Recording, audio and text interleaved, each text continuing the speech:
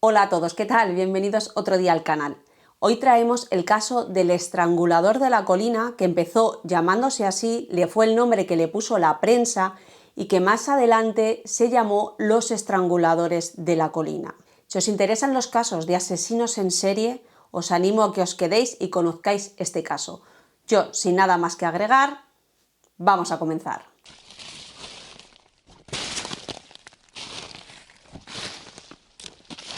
Angelo Anthony Buono Jr. es llamado por la prensa como el estrangulador de la colina porque los cuerpos de sus víctimas fueron hallados en las colinas que rodean a Los Ángeles. Fue uno de los asesinos en serie de Estados Unidos que más costó a la policía atrapar y que solo lo pudieron conseguir porque su primo adoptivo, Kenneth Bianchi, lo delata. Antes de llegar a los asesinatos de estos dos primos, vamos a hablar un poquito de cada uno, de quiénes son, de dónde vienen y cuáles fueron sus infancias. Angelo Anthony Buono Jr. nace el 5 de octubre de 1934 en Rochester, Nueva York, hijo de un matrimonio de inmigrantes italianos. Sus padres se divorcian cuando él tenía 4 años y su madre se muda a Glendale, California, con él y con su hermana. Desde muy jovencito ya mostraba actitudes agresivas hacia las mujeres, ya que insultaba a su madre, a su hermana y a casi todas las mujeres que pasaban por su vida. Aprovechaba de que su madre trabajaba a jornada completa para poder mantenerlo a él y a su hermana, para faltar a clase constantemente, lo que le hacía un estudiante pésimo. A sus 14 años ya se dedicaba a robar coches y le cogieron y le metieron en un reformatorio. Angelo Buono demostró también desde muy joven un fuerte y agresivo impulso sexual hacia las mujeres. Maltrató a todas las mujeres con las que tuvo algún tipo de relación y por eso le quedaron cargos de maltrato, de violación y de pensión pendientes, ya que tenía 5 hijos repartidos entre algunas de sus mujeres. Tuvo una tienda de tapicería de automóviles en la parte delantera de su casa.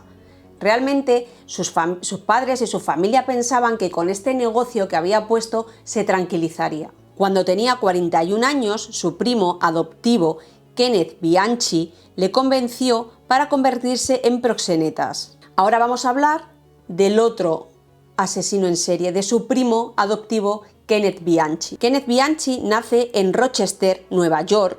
Su madre era prostituta y alcohólica y le dio en adopción a las 2 semanas de nacer. Es ahí cuando es adoptado en agosto de 1951 por la tía de Angelo Buono y su esposo Nicholas Bianchi.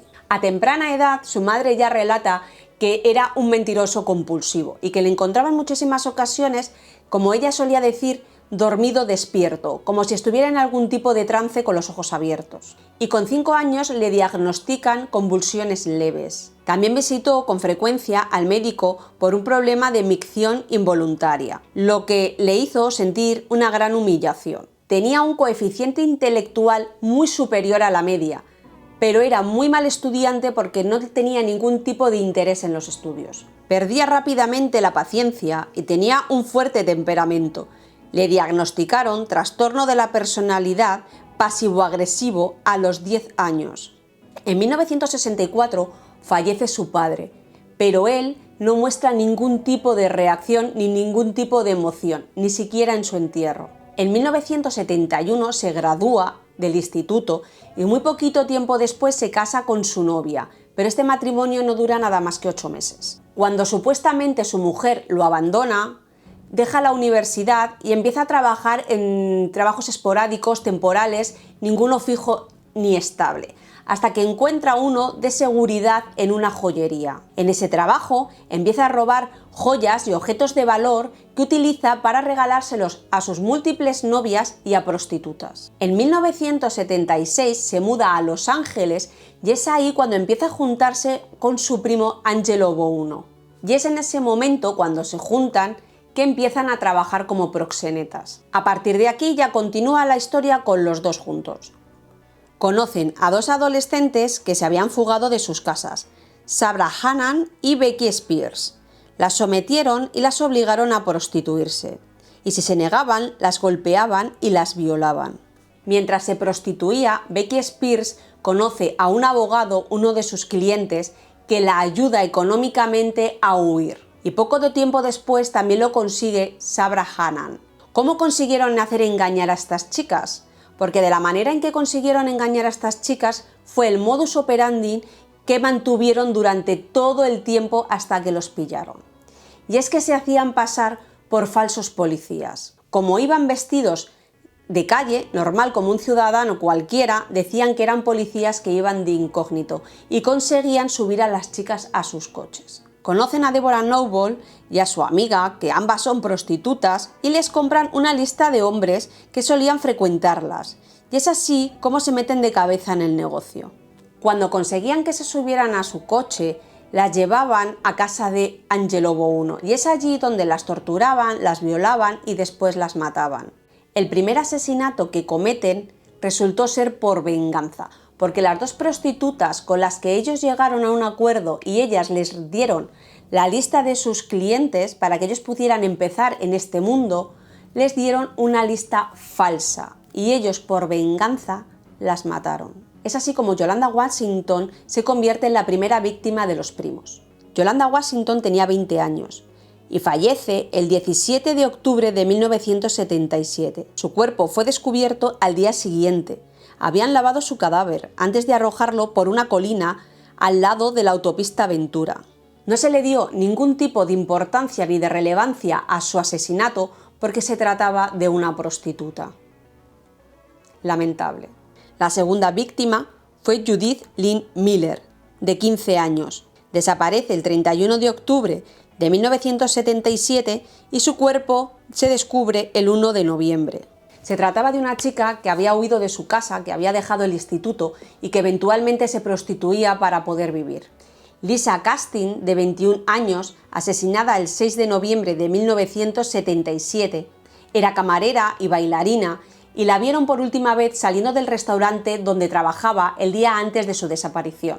Su cuerpo fue encontrado cerca de los campos de golf del Chevy Chase Country Club.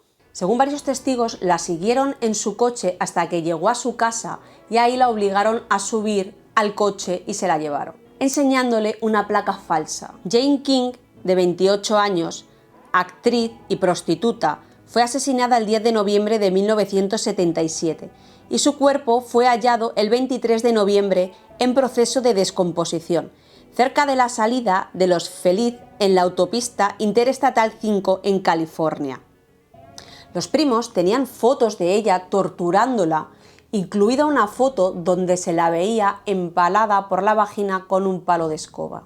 Dolores Cepeda, de 12 años, fue asesinada el 13 de noviembre de 1977. La víctima número 6 fue Sonja Johnson, de 14 años, asesinada el 13 de noviembre de 1977.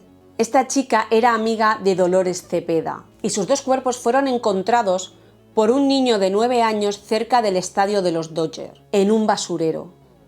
La víctima número 7 fue Christina Weckler, de 20 años, asesinada el 20 de noviembre de 1977, el mismo día que se descubrieron los cuerpos de las dos amigas. Era una estudiante destacada del Art Center College of Design. Su cuerpo fue encontrado por dos excursionistas en una colina entre Glendale y Eagle Rock. Le habían matado inyectándole Windex, un detergente limpiacristales. La policía estaba súper preocupada por la cantidad de víctimas en tan poco tiempo que estaban apareciendo y por el sadismo en sus muertes.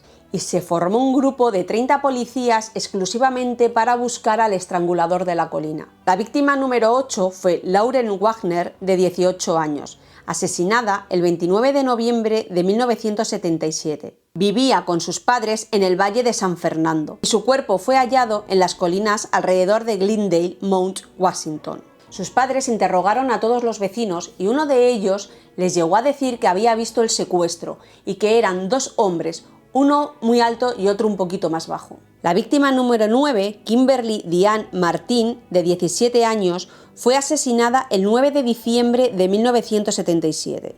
Era prostituta, pero solo hacía servicios por teléfono. En esta ocasión también era prostituta, pero ella solo ejercía la profesión por teléfono. Solamente concertaba citas por teléfono precisamente porque le tenía miedo al estrangulador de la colina.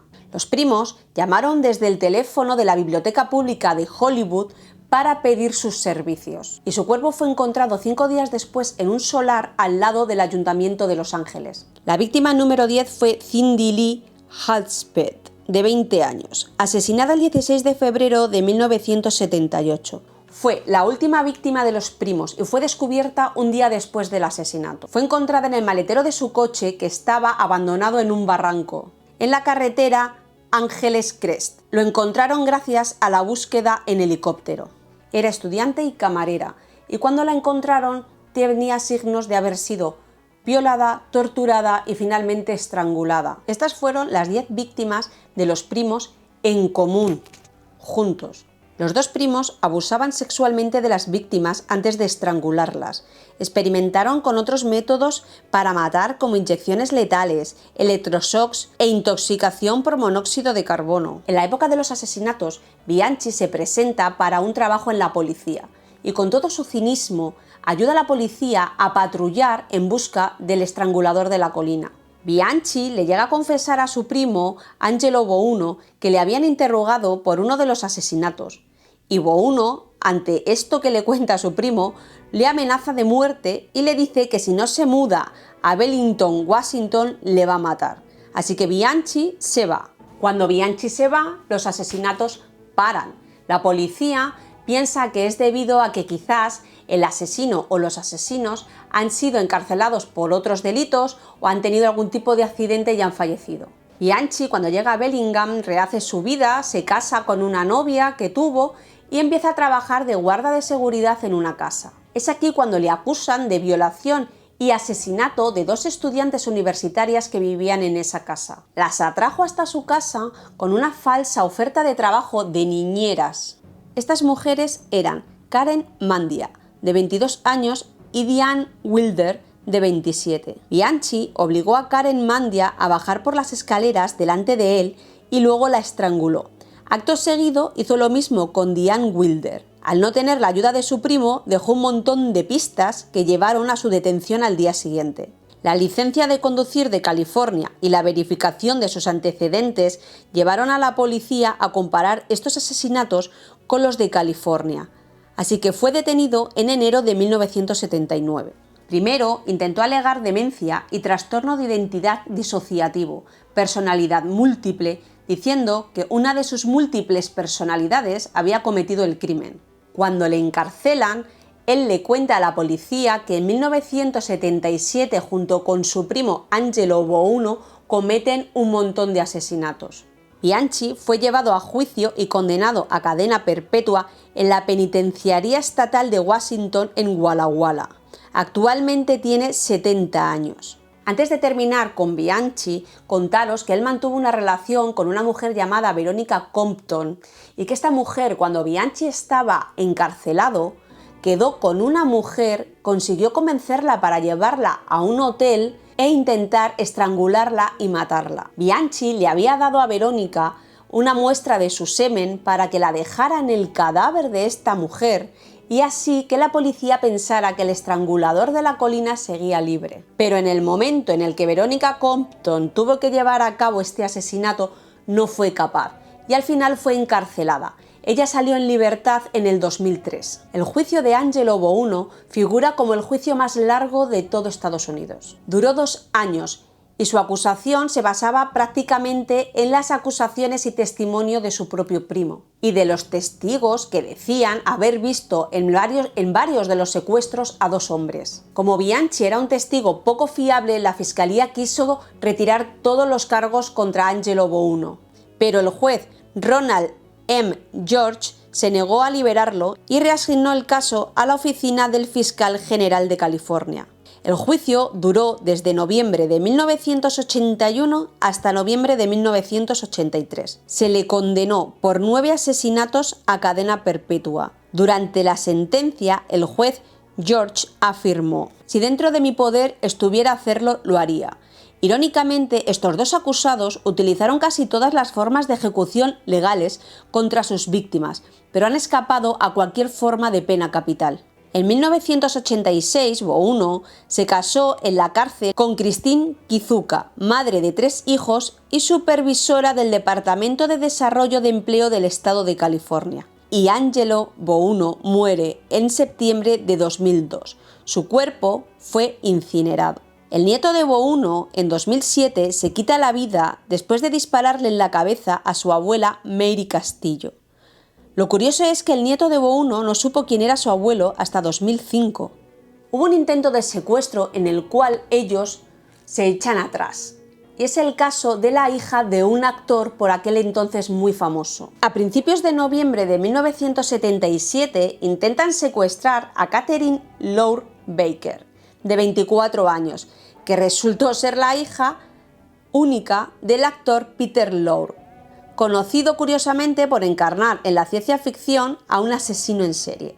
Cuando ellos la detienen y le piden la cartera haciéndose pasar por falsos policías, abren su cartera y la revisan, se encuentran una foto de ella con su padre. Cuando se dan cuenta de que es la hija de un famoso actor, la dejan libre porque no quieren llamar la atención. Increíblemente esta chica tuvo una suerte impresionante, porque si no la llegan a pedir la cartera y no llegan a ver que es la hija de este actor, hubiese sido otra de sus víctimas. Otro caso para mí fascinante de asesino o asesinos en serie. ¿Dónde está la raíz? ¿Qué les motiva? ¿Qué provoca todas esas acciones? Si se nace, si se hace. Hasta aquí hemos llegado con el caso de hoy. Para mí otro caso fascinante de asesino o asesinos en serie, que realmente junto con los paranormales son los que más me gustan. Y realmente este tipo de casos abren un debate eterno, porque para mí va a ser un debate eterno, que es entre si un asesino en serie se nace o se hace. Yo realmente soy de la opinión, personalmente pienso que hay casos y casos. Habrá casos en los que se nazca y habrá casos en los que se hacen. ¿Vosotros qué opináis? Me podéis dejar vuestros comentarios aquí abajo. Si os ha gustado el vídeo, manita para arriba, y yo os invito a que os suscribáis y a que le deis la campanita para que os lleguen todas las notificaciones. Yo he llegado hasta aquí y nos vemos en el próximo caso. ¡Chao!